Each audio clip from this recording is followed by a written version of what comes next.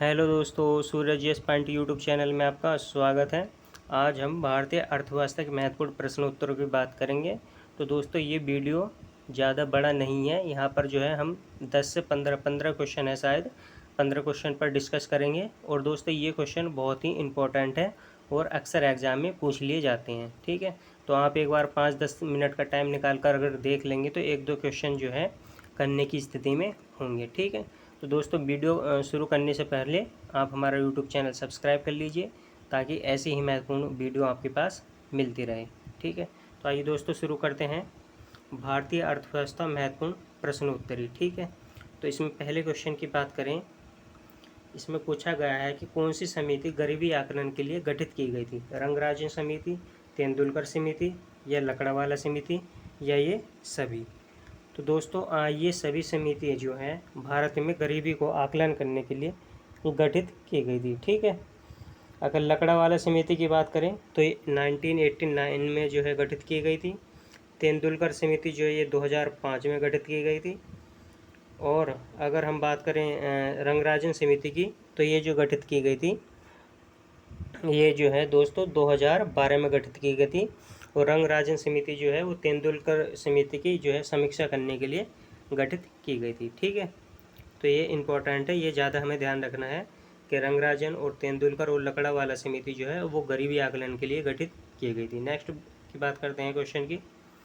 गरीबी हटाओ नारा कौन सी योजना में दिया गया था। चौथी पंचवर्षीय योजना, पंचवीं या छठवीं या सातवीं। तो दोस्तों इसका आंसर है बी, पाँचवीं पंचवर्षीय योजना में गरीबी हटाओ नारा दिया गया था। ठीक है, नेक्स्ट बात करते हैं। जीडीपी में सर्वाधिक योगदान कौन से क्षेत्र का है। तो दोस्तों जीडीपी में अगर सर्वाधिक योगदान की बात करें तो वो सेवा क्षेत्र का है। ठीक है, ये हमें ध्यान रखना है, इम्पोर्टेंट है, ये भी पूछ लिया जाता है अक्सर। नेक्स्ट बात करते हैं। सबसे ज़्यादा रोज़गार देने वाला क्षेत्र कौन सा है। तो दोस्तों सबसे ज़्यादा जो रोज़गार है वो कृषि क्षेत्र से मिलता है। इसका आंसर बी है। ठीक है, नेक्स्ट बात करते हैं। सुरेश तेंदुलकर समिति किससे संबंधित है। सेवा से, गरीबी से, बैंक से या पंचायती राज से। तो दोस्तों अभी हमने पढ़ा है सुरेश तेंदुलकर समिति जो है वो गरीबी से संबंधित है। ठीक है, और ये जो गठित की गई थी ये 2005 में इसका गठन किया गया था। ठीक है, और ये जो है गरीबी आकलन के लिए गठित की गई थी। और इसने जो है शहरी क्षेत्र के लिए 33 रुपये और ग्रामीण क्षेत्र के लिए प्रति व्यक्ति आय 27 रुपये निर्धारित की गई थी। ठीक है, अगर मंथली के हिसाब से देखें तो शहरी क्षेत्र के लिए 1000 रुपया और ग्रामीण क्षेत्र के लिए 816 रुपया। ठीक है, तो ये इम्पोर्टेंट है, ये हमें ध्यान रखना है। 27 रुपये प्रति व्यक्ति प्रतिदिन ये है गांव के लिए, ग्रामीण क्षेत्र के लिए। और 33 रुपया या 1000 रुपया पर मंथ ये है शहरी क्षेत्र के लिए। ये इम्पोर्टेंट है, पूछ लिया जाता है। नेक्स्ट बात करते हैं। भारतीय अर्थव्यवस्था किस प्रकार की है। निजी अर्थव्यवस्था है, सरकारी अर्थव्यवस्था है, मिश्रित अर्थव्यवस्था है या कोई इनमें से कोई नहीं।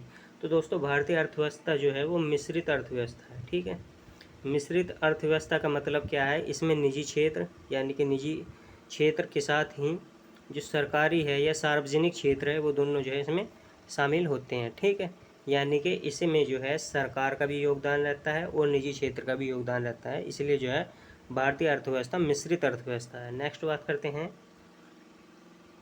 कृषि का जीडीपी में योगदान कितने प्रतिशत है। तो दोस्तों इसका आंसर है डी, 19.9% जो है कृषि में जीडीपी का योगदान है। ठीक है, इसको थोड़ा डिस्क्रिप्शन देख लेते हैं ताकि कन्फ्यूजन ना रहे। तो सर्वेक्षण रिपोर्ट के मुताबिक 2019 और 20 में जीडीपी में कृषि की हिस्सेदारी 17.8% थी। अगर 2019 और 20 की बात करें तो वो 17.8% थी, जो 2020 और 21 में 19.9% हो जाएगी। दिलचस्प बात यह है कि इससे पहले 2003 और 4 में कुल जीडीपी में कृषि की हिस्सेदारी 20.77% थी। तो ध्यान रखना 2020 और 21 में जो है ये 19.9% हो जाएगी और 2019 और 20 में 17.8 थी। ठीक है, नेक्स्ट बात करते हैं। सबसे ज़्यादा प्रति व्यक्ति आय कौन से राज्य की है। तो ये दोस्तों इम्पोर्टेंट क्वेश्चन है। सबसे ज़्यादा अगर प्रति व्यक्ति आय की बात करें तो वो गोवा है, उसमें शीर्ष पर है। ठीक है, नेक्स्ट बात करते हैं।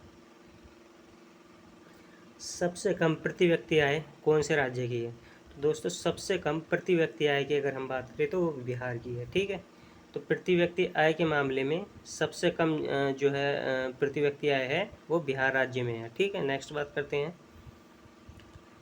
बजट 2021 और 22 के अनुसार सबसे ज़्यादा सब्सिडी कौन से मद में गई है? तो ध्यान रखना दोस्तों, खाद्य सब्सिडी जो है वो सबसे ज़्यादा दी जाती है। ठीक है, बजट 2021 और 22 के अनुसार जो है खाद्य सब्सिडी में सबसे ज़्यादा सब्सिडी दी गई थी। ठीक है, इसके बाद पेट्रोलियम सब्सिडी दी गई थी। नेक्स्ट बात करते हैं, केंद्रीय करों में से सबसे ज़्यादा हिस्सा कौन से राज्य को जाता है? तो दोस्तों केंद्रीय करों में से जो है राज्यों को भी हिस्सा जाता है, तो इसमें सबसे ज़्यादा हिस्सा जो जाता है वो यूपी को जाता है। ठीक है, ये ध्यान रखना है। नेक्स्ट बात करते हैं, सबसे ज़्यादा प्रतिशत गरीबी कौन से राज्य में है? तो दोस्तों ये जो है रंगराजन समिति के आधार पर, ये ध्यान रखना है, रंगराजन समिति के आधार पर सबसे ज़्यादा गरीबी प्रतिशतता जो है वो छत्तीसगढ़ में है।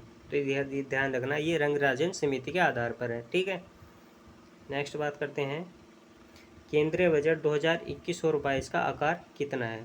तो दोस्तों केंद्रीय बजट का जो आकार था वो इस बार 34.83 लाख करोड़ रुपए था। ये भी इम्पोर्टेंट है। नेक्स्ट बात करते हैं, 2021 और 22 में राजस्व घाटा कितना अनुमानित है? तो 2021 और 22 की बात करें राजस्व घाटा ये 5.1% अनुमानित है। ठीक है, नेक्स्ट बात करते हैं, 15वें वित्त आयोग ने राज्यों को केंद्रीय करों से कितने % देने की अनुशंसा की है? तो दोस्तों ये की है 41%। ठीक है, इससे पहले 14वें वित्त आयोग ने 42% देने की अनुशंसा की थी। इस बार जो है 1% कम कर लिया गया है और ये 1% जो है जम्मू कश्मीर और लद्दाख के लिए है। ठीक है, ये ध्यान रखना है। तो दोस्तों ये जो थे ये इम्पोर्टेंट क्वेश्चन थे और अक्सर पूछ लिए जाते हैं। ठीक है, थैंक यू फॉर वॉचिंग। और दोस्तों यूट्यूब चैनल हमारा सब्सक्राइब कर लीजिए ताकि ऐसी ही वीडियो आपको मिलती रहे। Thank you for watching.